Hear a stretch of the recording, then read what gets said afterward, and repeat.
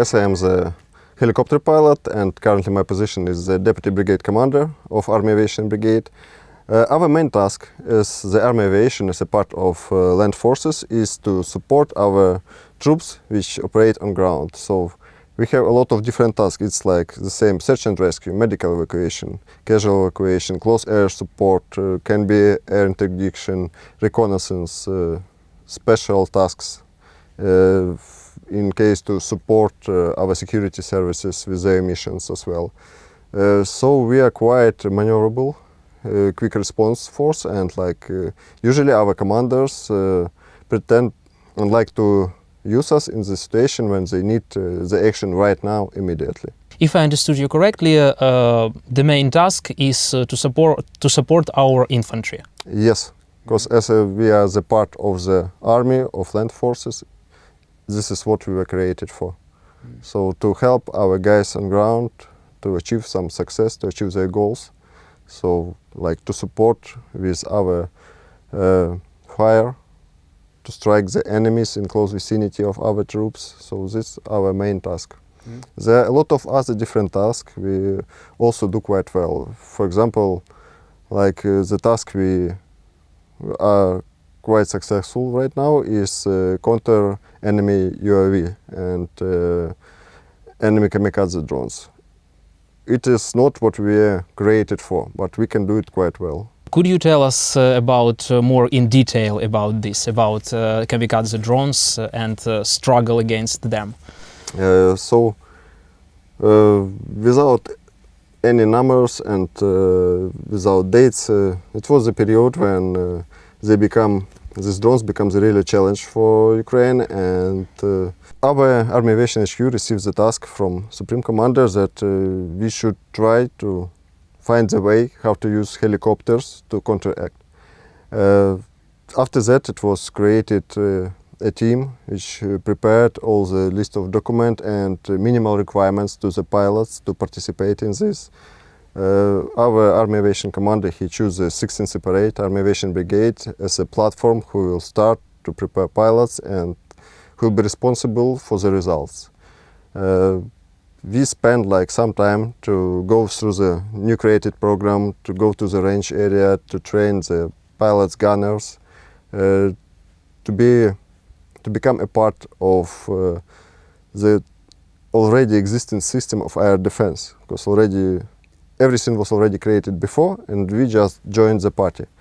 And after that, we created so-called helicopter detachment in one part of Ukraine, received the area of responsibility, and our task was just to try, is it possible or not?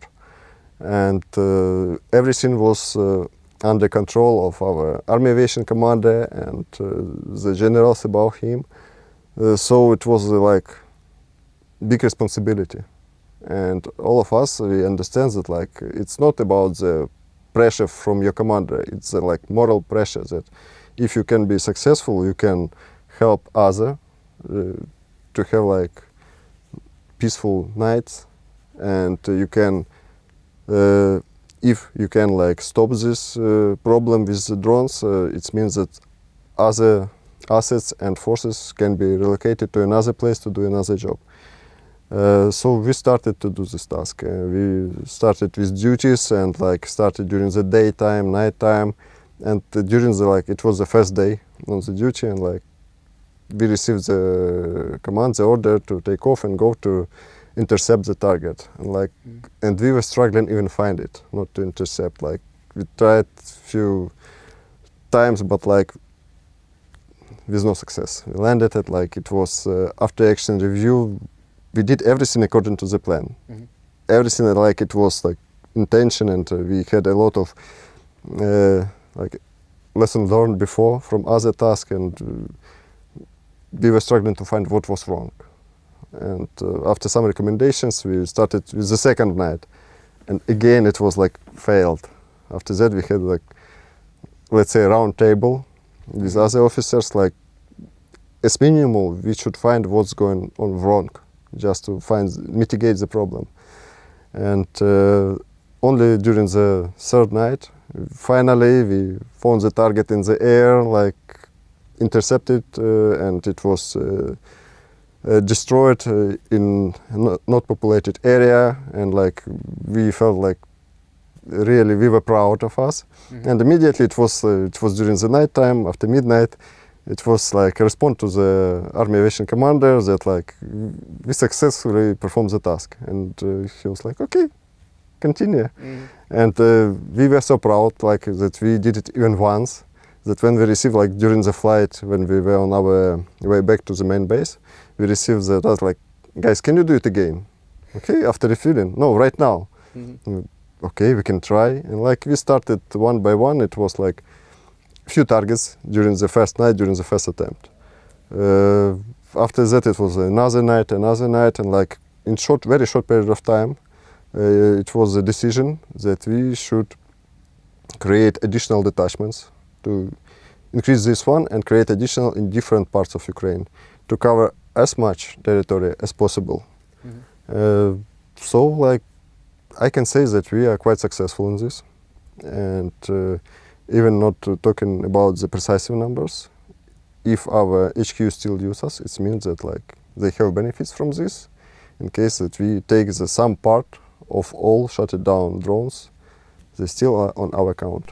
Yeah, and you have been developing your skills every day, as I understood you correctly. Yep, because like initially we started, we just choose the most prepared pilots, like from the top, who can do it, and then they just started to share the experience, and now like I can say that almost everyone in Army Aviation can do this task. We have a lot of different tasks, so pilots can be replaced, and one day he do close air support, another day Kazevac, and like after that, on another deployment, he can do air defense as well. For those who are not involved in military activity, explain please why helicopters are appropriate for these tasks. It's not only helicopters. Every system is just can be useful in its system. So what we have like from open sources and can share, so we can use air defense, air-to-air rockets from jets. We can use helicopters as well, drone interceptors, maneuverable armored groups, and all of them we have our own roles.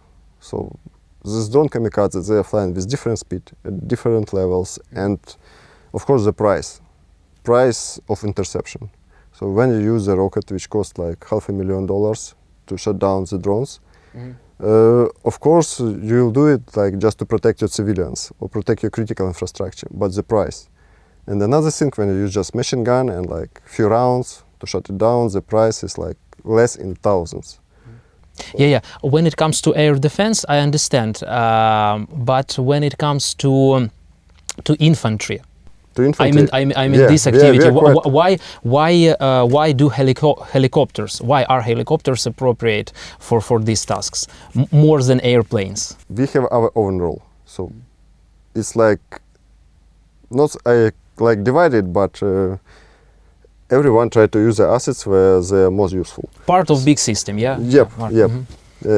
So for helicopters, you need just helipad. It can be like this field in the one day and another field in 10 kilometers in another day. For jet or for planes, you need runway, or you need well-prepared part of the road. So their positions are like already allocated. They are known for the enemy, and helicopter can change his position a few times per day. It's not a big deal. Even like you replace it for a few kilometers, it's already a challenge for the enemy to find you. Of course, it's just the aviation platform. So you can strike wherever you want. You can just attach it and like use it with not guided rockets, with missiles, with cannon. It depends on the task. So regarding to the effect on ground, it depends only what weapon you do use. But regarding to the quick response, to keep your assets hidden somewhere, about the maneuverable, so in some places we are more useful than jets. And of course it's only the higher commander who has all assets in his head. He can make the decision which one will do which part of job. So like he plans something and he know where he's gonna use artillery, jets or army aviation or local maybe mortars. Yeah, why I am asking about it, because in media environment in general, we see the situation that jets seem to be more popular, like in media, than helicopters.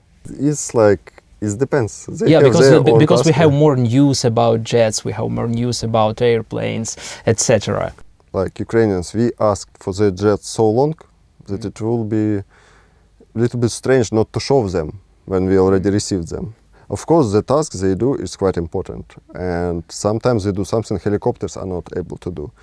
In fact, to support ground forces, helicopters for now we are used like the quite mobile artillery. So we just approach somewhere, hidingly close to the ground, strike from pop-up and go back. And the range we usually operate, it's like at the tactical level, so it's up to 5-10 kilometers deep in the enemy occupied territory. For jets, they can reach the targets which are located more deep inside the occupied territory.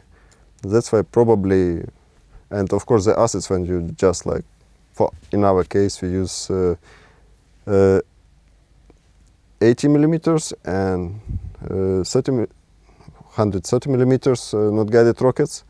The impact and effect on ground is different from the situation when jet arrived with few bombs and strike the buildings and they just like demolished immediately. Yeah. Roman, tell us please about the most challenging mission you have ever had. I was lucky enough to avoid the situation, and for me all flights probably were just as part of job. And of course all of them are important, but I can't find in my experience a situation when it was like win or lose situation, something like this. So it depends always on your command, on your staff. If everything is planned with smart approach, you feel yourself like safe and you can perform the task in a nice way. Otherwise, when you have some suspicious, it depends of course on situation, but like usually the crew can feel it and they feel not so comfortable. I can refer back to the situation with counter Shahid drones. So like I was the first pilot who did it during the night, so all this responsibility was on me, and like it was just based on my experience. You were the first. Yep. Based on that experience, it was a decision that we should to create additional troops. In case if we failed with that task, it will go totally different way, and it still was our main task would be just to support the infantry on ground. But that we found the gap we were able to fulfill and in our air defense structure. Could you recall the moment when you were afraid of the most? In our case, like probably the most we are afraid when we are on ground and it's air alert, and like when you are in the air, it's easy to find the place for you. But when you're on ground, your helicopter staying somewhere on helipad and you should wait somewhere underground, it's like you feel yourself like naked. You should be in another place. Another thing is like, again, we just, it's about trust. We rely on guys on ground, because during the massive attack, when our enemy used a lot of Shaheds, on the screen, on the ground control, looks pretty similar because we flying at the same speeds, so we very rely that there will be not some kind of friendly fire. We try to avoid the prohibited zones and to respond immediately where we are located, just like to avoid that situation when some person on ground can miss you with target. And in this situation, when you lose communication for some time, like you feel that again you are not protected. You need some improvement from the ground controllers that everything is okay, don't worry, we follow you. So Yeah, and according to your story, I have understood that for pilot is more natural to be in the air than on the Yes. ground. Yep. In the air, we feel that everything is under our control, but like on the ground, you just like a part of infantry, but you are not prepared. You're prepared to fly. So that's why. Yeah, and actually, what is the most dangerous thing related to your job, in your personal opinion? You actually you have Yeah, I understand the question. answered this question, but I would like you to expand your thought. Okay, so like I would divide it like in few branches. So like regarding to the enemy, so the enemy air defense, it's a challenge for us. Doesn't matter what we are doing, like flying in the air somewhere in the close vicinity, for example, of Kiev or Chernihiv, because enemy missiles can reach that and enemy jets can like shut it. Or are we some flying close to the TSFI line, because man-portable air defense also can be somewhere in the ambushes, so the enemy air defense is a challenge, of course. And we should include enemy jets here. Another thing is like trying to avoid enemy air defense. We prefer to go as low as possible. And it's again about you can hit the tree or the power lines. Weather condition could be unpredictable sometimes, so flying in the mist or in the fog, it's a challenge again, but sometimes you have the task and you know that guys on ground, they so-called rely on you, and you even trying to avoid some requirements and some safety rules, trying just to fulfill it and help to the guys who are somewhere in the trenches and fighting like every day and night. Also, there could be some, like, let's say, moral pressure. So when some personality can take it so close to the heart that he's already trying to perform the task perfectly, and it's the situation when he can do it, and then just create additional mistakes because everything was going according to the plan. So to make in common, enemy air defense, the weather condition in some dedicated area, and moral pressure. Okay, I got you. Tell us please about Ukrainian Helicopter Park. What kind of machines do we have, and pros and cons of them? So for now we have in Army Aviation, it's all Soviet type created Mi-8, Mi-24, same our enemy use for now, and for prawns it's easy to maintain. You not need hangars. It's easy to fly it, let's go like this. And it was in use a lot of years in Ukrainian army, so we know how to do with it. To the cons, we don't produce it. Main manufacturer is our enemy. So to find some repair parts can be challenge. To maintain it, to receive some additional improvements for legalizing, it can be challenged, but like during the war you don't need it. It can fly till the moment it still is quite useful. And of course we need something new. And there should be again the like government approach, or from the lead by the state, that the same way as it was done for jets. It should be one platform which can replace, and should be useful and not expensive. So it's another topic for discussion. We need something new. Yeah, and could you specify what do you need when it comes to new machines, new helicopters? What models? Which models? Definitely it should be something which created in the West. We should be interoperable, as we want to be a part of NATO, part of European Union. It should be helicopters which are already used in the Western countries. And personal my opinion, it shouldn't be just one model, or it shouldn't be just one country who produce it. We already have the situation when everything was done during the Soviet time in the Russia, and now we are struggling to find the main repair parts for our helicopters. Don't repeat the same mistake, yeah. Yeah, in my understanding, it like can be something from US, but not only from US, but from Europe as well, or from other countries. It depends.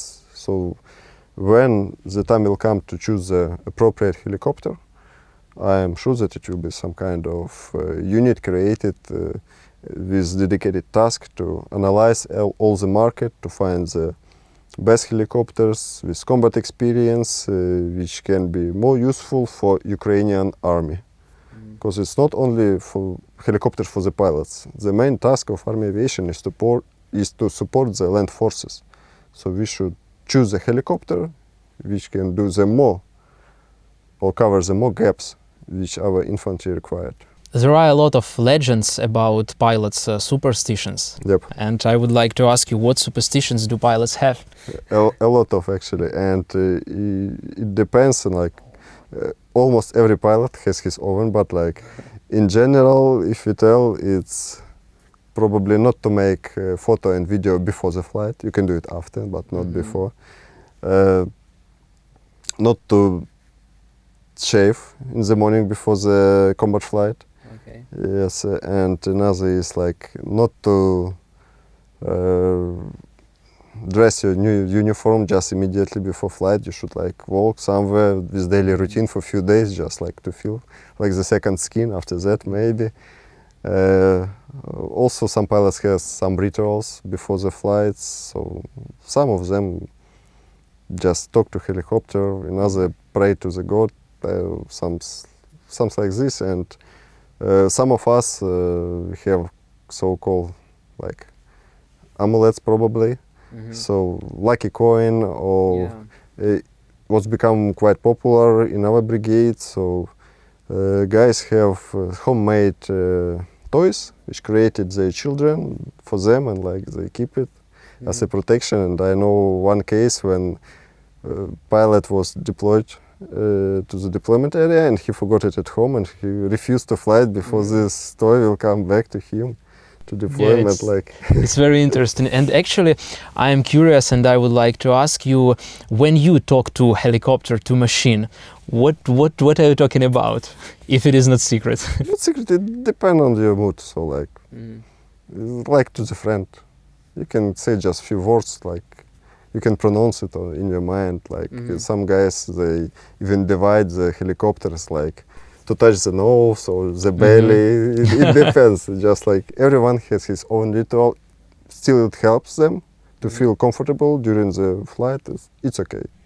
Yeah, and actually, I know one guy from Army Aviation who goes around the helicopter before. One colonel from Army. It's the part of pre-flight preparing. You should check and go around the helicopter, take a look that everything is okay. It's actually obligatory, but obligatory. This part you should follow according to the instruction, and also there's a part you do just because you want to do it. So according to instruction, you should take a look. But usually when guys go around, they touch different parts of helicopter just to make it touchable. Yeah, you told me about amulets, mascots, and my acquaintance, who also serves for Army Aviation, always takes a soft toy giraffe present from his daughter on board. Maybe you have any mascot? No. No? I rely on my own. Okay. It's very easy. Okay, I got it. What is the greatest need of Army Aviation right now? We have told about new helicopters, maybe something else. Helicopters itself is just a flying platform. So in case you receive new helicopters, you can use another amount and another names of weapon. Because now when you have the Soviet type helicopter, to integrate the modern weapon to the helicopter, it's the same way. If you want to buy the Soviet type car Zhiguli and then modernize it like the BMW, it will not work. So it will give us new opportunities. And probably with new helicopters, you can find new ways where you can use it. The same like it was with kamikaze drones. It wasn't our task, but we found ourselves that we can do it and can do it well. Same with new helicopters. When you take it, you can fly, you can find for what you can use it. Helicopters itself, then as a part of preparation, the pilots need the programs in English to be able to go through the education process to new type of equipment quickly. Not pilots only but the engineers as well, and all ground units who are responsible to prepare everything like for the flight. The guys who prepare the runway and all systems, the electronics on the ground. All this should be replaced with the Western analogs. We can't use the Soviet type produced equipment for all life. It's already so old, like it's not reliable enough. But That's how it actually is. this work is in progress, yeah? Of This course. was- Everything is under control of government. Okay, you literally save infantry lives on the battlefield. What do you feel when you don't manage to do it? It depends on situation. So there are a lot of factors which can make influence on this. So one thing when you can go due to weather condition, or you can go because the situation changed and now it's under enemy air defense control. It's like it's impossible. Another way it's when you're already doing the flight, and during the flight your mission is aborted due to some reasons. Like it's totally different when you're like close, like few kilometers probably to the point of strike, and someone to the radio tell you that like no, mission stopped, go back, and that moment you feel really bad because like I was almost here, I almost did it, and someone made decision. Of course we understand that like our commanders, they see the full picture, and usually it's done to save the helicopters, save the crew lives, but as a part of army, part of military, sometimes, as I told, we ignore the safety rules and we want just like to do all we can, even with high risk, just to support the guys who need it. Yeah, but actually I understand that in your profession you have to be thick-skinned and you have to be less emotional, yeah? Theoretically, yes. But practically no. Practically, no. Yeah, but I understand what you're talking about. Yeah, and could you share with us what sophisticated ways Russian army uses to hunt Ukrainian army aviation, if they exist, or is just traditional battle? Probably just Maybe traditional. maybe they have invented something new. No. No, we the same. did. We did. They not yet. Okay. So from the open sources you can find that like a lot of Russian helicopters were shut down by Ukrainian drones, even during the last year. And so far we were lucky enough to avoid that problem with our army aviation. The helicopters were found by our troops on ground and destroyed. There are some another operations we can tell right now about, but so far Ukrainian army aviation is smart and lucky enough to avoid some losses on the battlefield. So we avoid the man-portable air defense for the long time. We avoid enemy drones. We avoid enemy jets, which also are staying somewhere and hunting for our army aviation and our air forces. So, like, in case we are not so big, we should to use the smart approach, and we do it. So we mitigate the risks, and all the mission, all the flight is first of all the preparation. So, and we understand that we should prepare to that mission quite well, because we don't have enough or more than enough helicopters just to let ourselves to them. We should keep them and use them in the smart way. I would like to summarize a portrait of pilot. From your own experience, what are the most important character traits for pilot of army aviation? He needs to be a pilot, first of all. Obviously, yeah. Yeah, so like it shouldn't be the accidental person in the aviation. So it should be like the dreamer who from the childhood wanted to fly and to be somewhere in the sky, to see how it's beautiful and romantic. After that, from real pilot, it's not a big problem to create the military pilot. So just like to add him weapon and he will use it against enemy.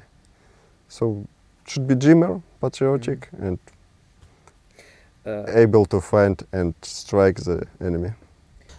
Do you love the sky from the childhood? Yes, my father was a pilot as well, so I grew up. It's family tradition, a kind Yep. of family tradition.